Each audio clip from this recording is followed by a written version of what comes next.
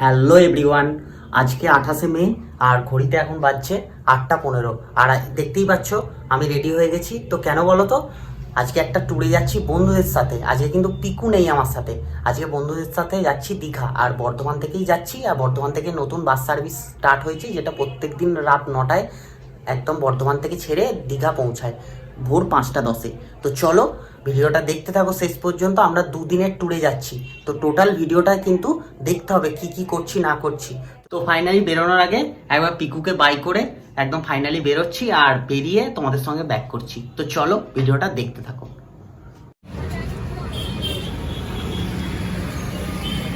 তো তোমরা তো দেখতেই পাচ্ছ আমি বাসের সামনে এসে গেছি, আর এই বাসটা করেই আমরা আজ দীঘা যাব।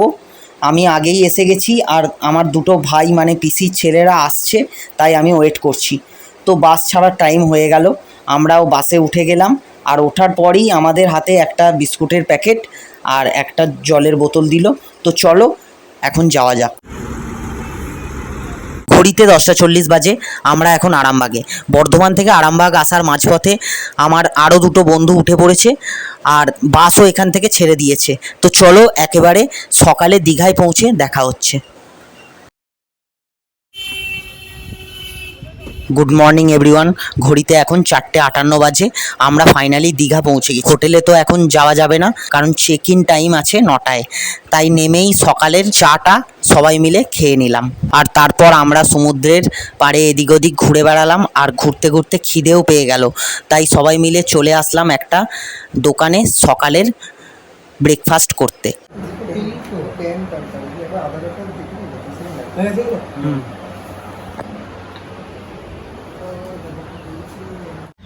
তো ফাইনালি আমরা সবাই রুমে চেক ইন করে গেছি। দেখতেই পেলে রুমে এসে হোটেলে কিছু ফর্মালিটিস ছিল, সেগুলো আমরা ফুলফিল করে নিয়েছি। এবার রুমে ঢুকে পড়েছি।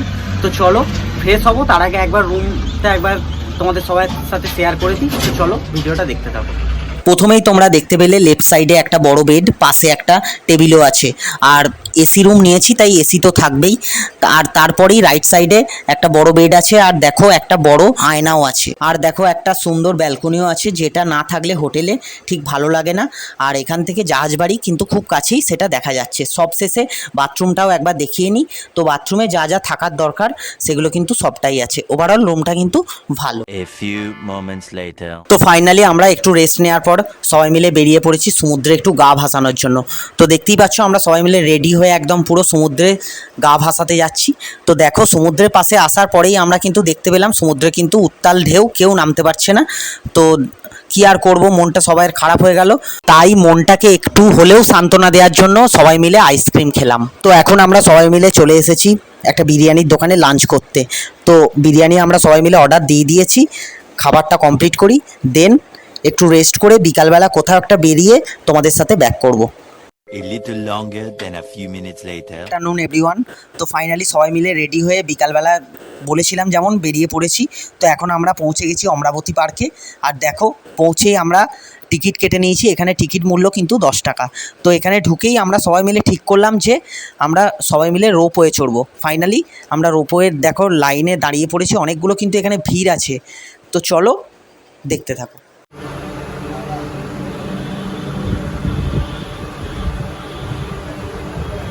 তো দেখো আমরা তিনজন পুরো রোপওয়েতে বসে গেছি, এই 3 ভাই।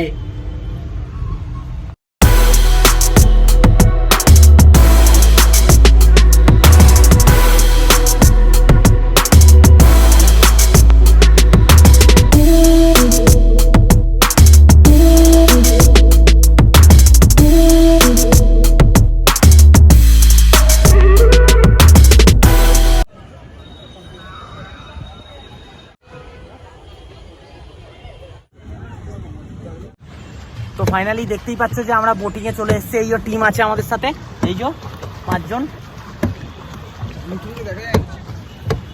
তো চলো আমরা এনজয় করি, আর তোমরা ভিডিওটা দেখতে থাকো।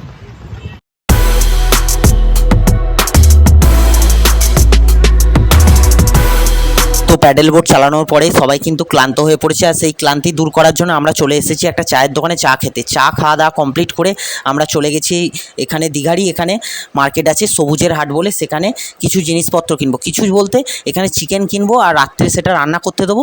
তো চলো সেটা কিনি, কমপ্লিট করি, আর রান্না করতে দিয়ে তারপর হোটেলে গিয়ে তোমাদের সঙ্গে ব্যাক করছি। তো তোমরা দেখতেই পেলে যে আমরা বিকালবেলায় বেরিয়েছিলাম এবং আমরা গেছিলাম অমরাবতী পার্ক, আর সেখানে আমরা গিয়ে কিন্তু বোটিং করেছি আর রোপওয়ে চড়েছি।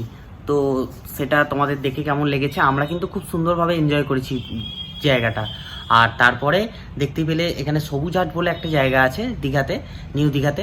তো সেখানে গেছিলাম, মাংস কিনলাম, আর রাত্রির ডিনারে মাংস আর রুটি হবে। তো মাংসটা আমরা সেটা রান্না করতে দিয়ে এসেছি। এখানে যেমন ছোটোখাটো স্টলগুলো আছে সেখানে কিন্তু রান্না করা হয়, তো কিছু টাকার বিনিময়ে সেখানে রান্না করতে দিয়ে এসেছি। তো রাত্রিবেলা সেটা আমরা পেয়ে যাব, আর সেটা দিয়ে আমরা আজকের ডিনারটা কমপ্লিট করব।